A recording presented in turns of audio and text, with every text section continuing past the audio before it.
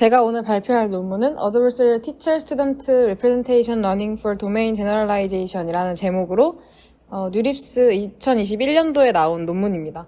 제가 최근에 도메인 제너럴라이제이션 관련돼서 공부를 하고 있어서 관련된 논문을 보다가 한번 발표를 해보려고 준비를 해왔습니다. 발표 순서는 다음과 같이 논문 순서 그대로 따라가도록 하겠습니다. 발표 시작하기에 앞서서 저자분에 대해서 살짝 찾아봤을 때는 타이완 국립대학교에서 PhD 박사과정을 하셨고 올해 딱 엔비디아 리서치에 취직을 하신 것 같습니다. 그래서 최근 논문 1저자로 연구하신 부분에 대해서 찾아봤을 때는 파운데이션 모델에 대한 제너럴라이제이션 혹은 멀티모달 등의 좀 다양한 분야에 많이 관심을 갖고 계신 것 같았습니다. 네, 그러면 인트로덕션부터 시작을 하도록 하겠습니다. 제가 항상 도메인 제너럴라이제이션 할 때마다 얘기하는 부분이긴 한데요. 딥 뉴럴 네트워크 트레이닝을 할 때마다 저희는 항상 가정을 하게 되는 게 하나 있습니다. 그게 트레이닝을 하는 데이터셋과 테스트를 하는 데이터셋, 그 샘플들이 같은 데이터 디스트리뷰션이 있다라는 가정을 하고 보통 시작을 하게 됩니다. 그래서 트레이닝 데이터셋에서 좋은 성능이 나오면 당연히 테스트 데이터셋, 즉 좋은 성능이 나와서 우리가 실질적으로 하고자 하는 방향에서 높은 성능이 나올 것이라는 가정이 보통 필수적으로 필요하게 되는데요. 하지만 이걸 실질적으로 우리 세계로 갖고 왔을 때, 실생활에 갖고 왔을 때는 그렇지 않은 부분이 훨씬 더 많습니다. 이러한 부분에 이 갭이 발생하는 걸 도메인 시프트가 발생했다고 보통 얘기를 하는데요. 오른쪽 아래에 그림이 나와 있는 것처럼 학습을 할 때 사용한 소스 도메인은 사실 파란색 부분처럼 왼쪽에 이렇게 나와 있는데 실생활에서 사용한 우리가 찍은 사진들을 이 학습된 모델에 사용하기 위해서 디스트리뷰션을 확인을 하면 오른쪽처럼 완전 다른 곳에 매칭될 수 있다는 얘기입니다. 그렇다면 사실 파란 부분의 도메인에서는 좋은 성능을 보였을지 몰라도 실생활에서 사용하기 위한 그 타겟 도메인, 즉 좀 떨어진 도메인에 실질적으로 적용을 해봤을 때에는 좋은 성능이 나오지 않을 수도 있다는 이야기입니다. 그래서 이를 해결하기 위해서 도메인 제너럴라이제이션이라는 연구 분야가 많이 연구되고 있고 이 분야는 결국 그 소스 도메인과 타겟 도메인, 즉 보지 않은 도메인에 대해서도 일반화를 잘 시켜서 인베리언트한 특성을 잘 학습시켜서 사용할 수 있도록 하는 방법이 목적입니다.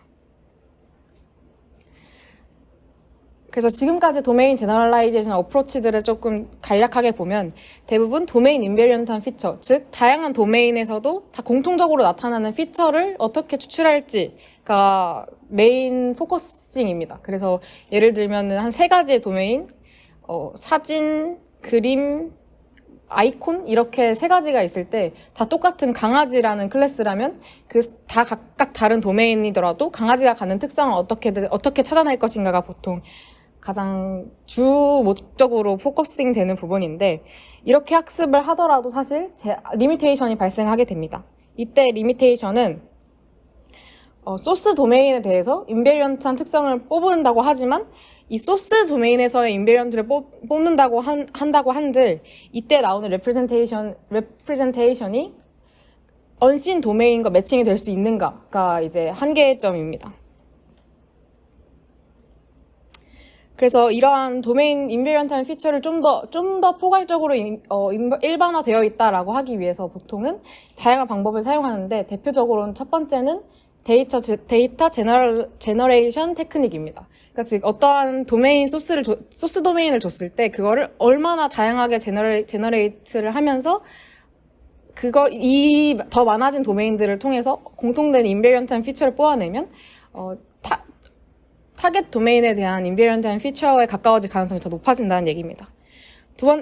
왼쪽에 처음 말했던 데이터 제너레이션 테크닉이 좀 데이터셋 단에서의 생각이라면 그 외에도 피처 인터폴레이션이라고 해서 각각의 도메인들이 갖는 피처를 봤을 때 피처가 각각 다른 곳에 존재를 한다면 그 피처를 인터폴레이션 하는 식으로 좀 더 노블한 피처 스페이스를 찾아내는 방법도 있습니다.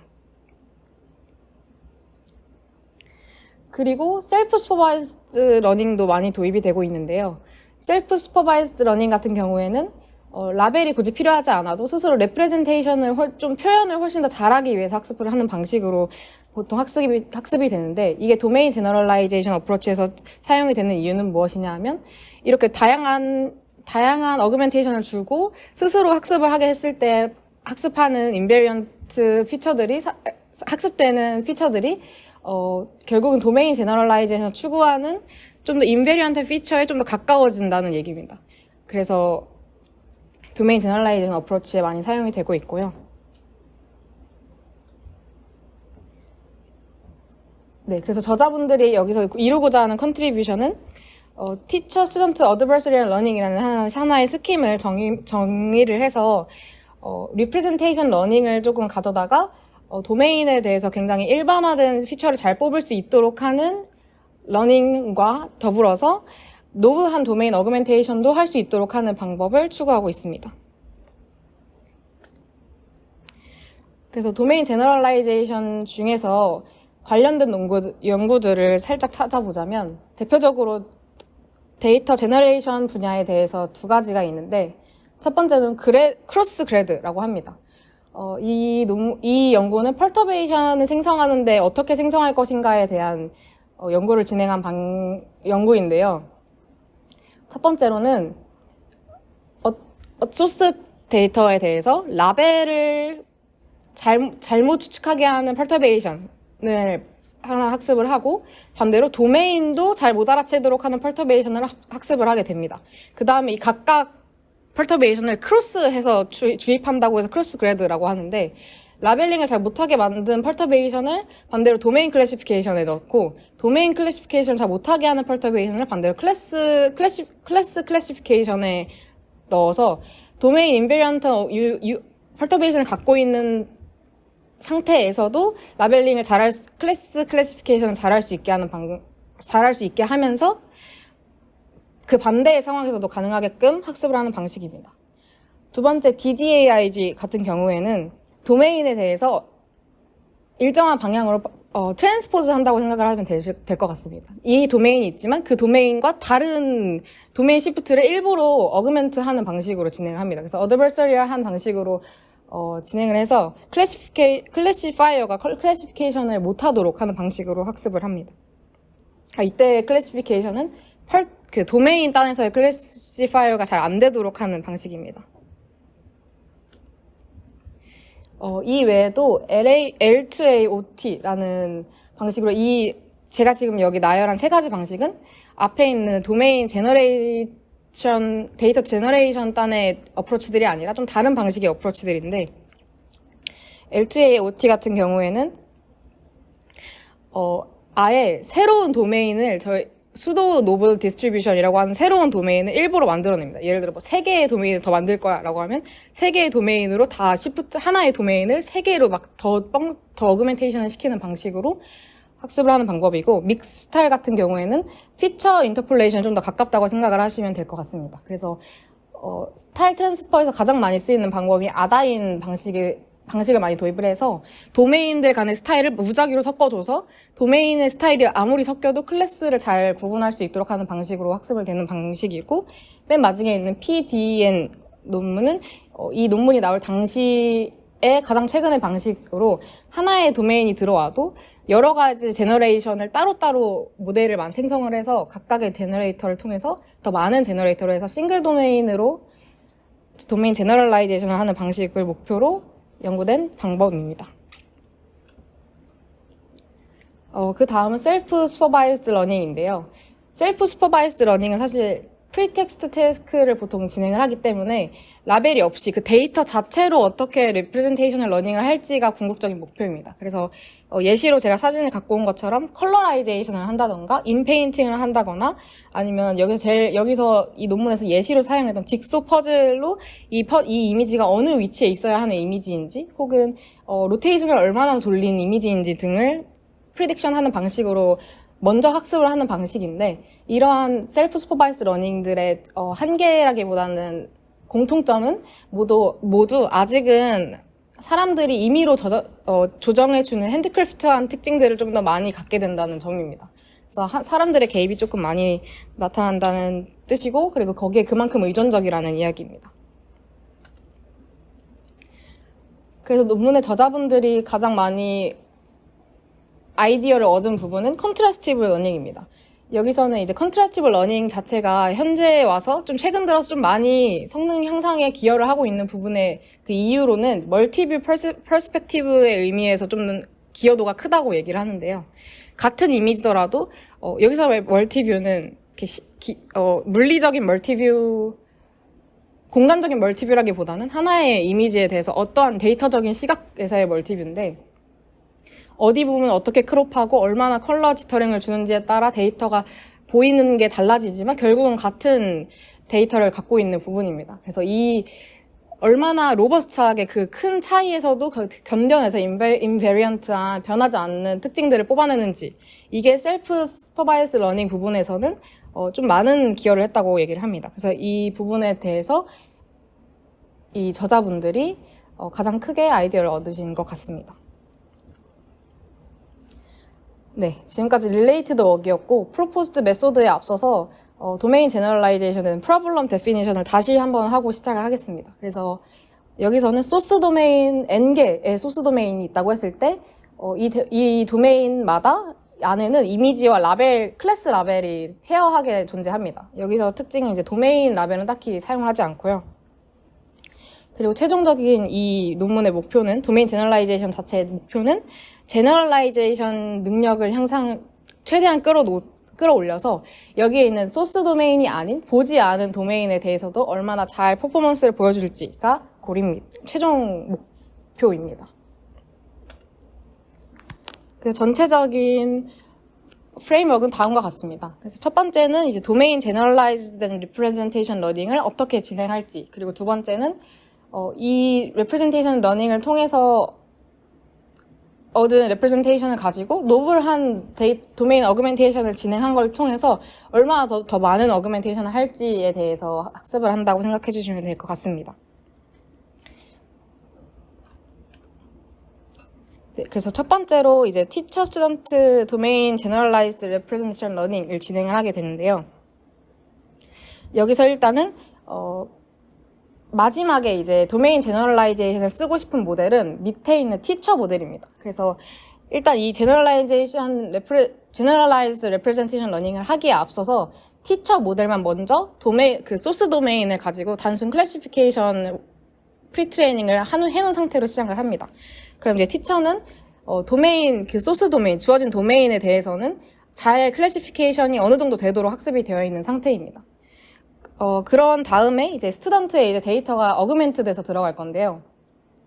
티처에는 어그멘트 되지 않은 데이터가 들어가고, 스튜던트에는 이제 어그멘트가 된, 좀 변형이 가해진 데이터가 들어간다고 할 때, 여기서는 이제 첫 번째로 이 두 가지 인풋이 어그멘테이션이 돼서 조금 다르겠지만, 컨트라스티브 러닝처럼 다른 어그멘트가 들어간 데이터지만, 둘 다 똑같은 시멘틱 인포메이션을 갖고 있게 됩니다. 그래서 이 피처가 나타내는 의미가 동일한 시멘틱 인포메이션을 갖고 있어야 하기 때문에 이 피처가 노멀라이즈드 된 이 피처 사이의 차이가 적어지게 되도록 학습을 시키게 됩니다. 그리고 이때 백프로파게이션은 스튜던트에만 가해지고 밑에 있는 티처에는 가해지지 않기 때문에 티처에는 업데이트 되지 않고 이전의 파라미터를 유지하게 됩니다. 그럼 이제 스튜던트는 어그멘트 된 이미지에 대한 시멘틱이 아무리 어그멘트가 들어와도 티처가 갖고 있는 원래 그 잘 되던 피처에 가까워지도록 학습을 하게 됩니다. 즉 로버스트하게 학습이 되게 되고, 이때 어그멘트 된 로버스트한 피처를 이제 티처에는 EMA 방식으로 조금씩 업데이트를 하게 됩니다. 이때 EMA로 업데이트하는 이유는 저희가 아까 말씀드렸던 것처럼 최종적으로 쓰고 싶은 건 티처 모델인데 어그멘트에 사실 제약 조건이 없어요. 얼마나 어그멘트 되든지는 상관이 없고 그냥 그래서 제약이 없기 때문에 사실 스튜던트에 들어가는 데이터셋에서 얼마나 어그멘트가 심하게 가해졌는지를 모르기 때문에 이 손상된 데이터셋이 티처 모델에는 직접적으로 들어가지 않도록 하기 위해서 티처에는 간접적으로 EMA 방식으로 업데이팅을 하게 됩니다. 그래서 여기서 나오는 파라미터 같은 경우에는 0.999로 들어가기 때문에 티처에 대한 파라미터가 0.999, 그러니까 99.9%가 보존이 되고 0.001%만 업데이팅이 되는 방식으로 천천히 업데이팅이 됩니다. 그리고 나서 이 상태로 이제 스튜던트와 티처를 픽스한 상태로 이제 어그멘터를 학습을 다시 하게 됩니다. 이때 어드버서리얼하게 진행되는 이유는 앞서서 스튜던트 같은 경우에는 이 노멀라이즈된 벡터 자체의 차이가 작아지도록, 그러니까 시멘틱한 인포메이션이 계속 같은 것을 유지하도록 하는 방식이었다면, 이제 어그멘트는 반대로 스튜던트와 티처 사이에 노멀라이즈된 이 디스턴스 자체가 더 오히려 커지도록 만듭니다. 즉 이게 펄터베이션처럼 이게 노이즈처럼 작용을 하게 되는 의미입니다. 그래서 그렇게 작용을 하게 되고, 여기서 조금 앞선 러스와 조금 다른 점은 뒤에 마진 텀이 붙게 됩니다. 그래서 이 마진 텀 같은 경우에는 도메인들 간의 차이를 조금 유지하기 위해서인데요.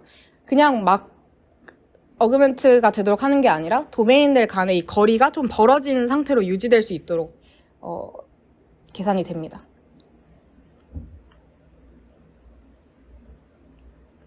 그리고 이때 업데이팅 되는 부분을 보면 스튜던트와 티처는 픽스가 되어 있기 때문에 어그멘터만 고정이 된 상태로 학습이 됩니다. 그리고 앞선 텀들에 사실 제가 설명을 잠깐 놓치고 지나갔는데, 뒤에 LC 같은 경우에는 크로스 엔트로피로 그냥 라벨링에 대한 참 거짓 정도의 러스가 같이 들어가게 됩니다. 근데 이때 클래시파이어는 앞선 맨 처음에 티처와 함께 학습한 클래시파이어 자체를 계속 픽스를 해놓고 진행을 하기 때문에, 클래시파이어는 맨 처음에 학습할 때 도메인에 대한 클래시피케이션을 잘하게, 그 소스 도메인에 대해서 잘 하게끔 고정이 되어 있는 상태입니다. 다음은 이제 앞서 제가 설명해 드렸던 부분을 수도 코드 단으로 표현한 건데요. 맨 처음에 이제 제너럴라이즈 레프레젠테이션 러닝을 하기 전에 앞서서 웜업을 하기 위해서 잠깐의 티처만을 학습을 시키는 부분을 거쳐서 앞선 레프레젠테이션 러닝 이후에 어드버서리얼 러닝을 진행하는 방식으로 에포크가 돌아가게 됩니다. 그 다음 이제 실험적으로 이게 정말 도메인 제너럴라이제이션 할 때 유의미하게 되고 있는지를 확인하기 위해서의 실험 과정인데요. 데이터셋은 첫 번째로는 PACS 데이터셋으로 총 4가지의 도메인을 갖고 있고, 클래스로는 7가지가 갖고 있습니다. 그래서 이 익스페리먼트에선 전체적으로 원 도메인 아웃을 사용을 했기 때문에, 예를 들어서 4개의 도메인이면 1개를 뺀 3개로 학습을 시키고 1개로 테스트를 한 것이라고 생각해 주시면 될 것 같습니다. 그리고 오피스 홈이라는 4개의 도메인에 65개의 클래스를 갖고 있는 것으로 진행을 했고요. 그리고 도메인넷을 통해서 6개의 도메인에서 345개의 클래스를 클래시피케이션 하도록 하는 데이터셋, 이렇게 3가지를 총 사용을 하였습니다. 그리고 이 베이스라인으로 진행되는 백본에 대한 디테일은 다음과 같습니다. 그래서 스튜던트와 네트워크는 모두 동일한 네트워크를 사용을 하고요. 그리고 어그멘터 같은 경우는 풀리 커넥티드로 사용을 했다고 합니다. 그래서 백본으로 사용한 모델은 레즈넷 18과 레즈넷 50을 프리트레인드 이미지 넷으로 되어 있는 것을 가지고 시작을 했다고 합니다. 첫 번째로 이제 퀀티티브한 이밸류에이션을 진행을 했는데, 앞서 말씀드린 하나의 도메인을 빼고 나머지 3개의 도메인으로 학습을 했을 때의 테스트 결과들입니다. 그래서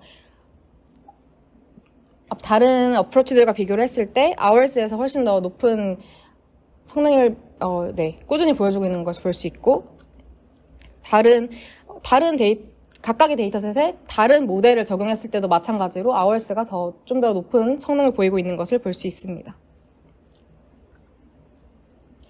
그리고 이게 과연 정말 다른 어그멘테이션과 다른 레프레젠테이션 러닝보다 더 좋은 학습력을 보이고 있는지를 보여주기 위해서 각각 따로 진행을 하는데요.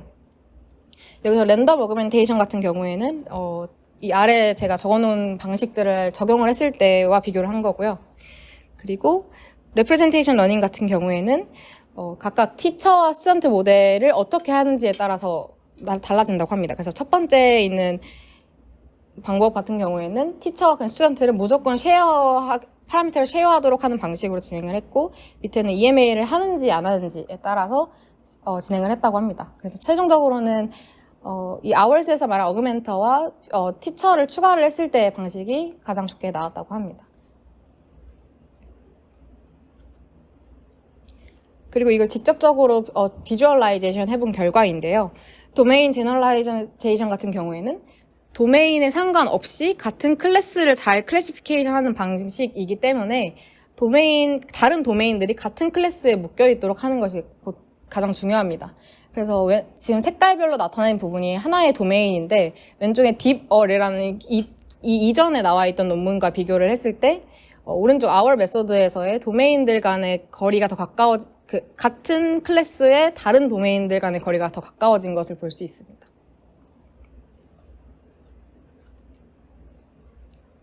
그리고 비주얼라이제이션은 실제로 해본 건데요.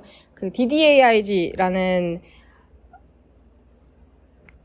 도메인을 풀링하는 방식으로 어드버서리하게 학습했던 기존의 논문과 현재 아월스에서 퍼터베이션을 어그멘트를 했을 때 결과 차이를 보여주는 겁니다. 그래서 어떻게 도메인 어그멘트가 됐는지를 보여주는 부분이고요. 다음은 EMA를 할 때 어느 정도의 파라미터가 가장 좋았는지에 대한 에블레이션 스터디입니다. 그래서 여기서는 0.999 정도로 정말 조금씩 업데이팅을 했을 때가 가장 좋은 성능을 보였다고 합니다. 그리고 여기서 마지막으로 싱글 도메인에 대해서도 얘기를 하는데요.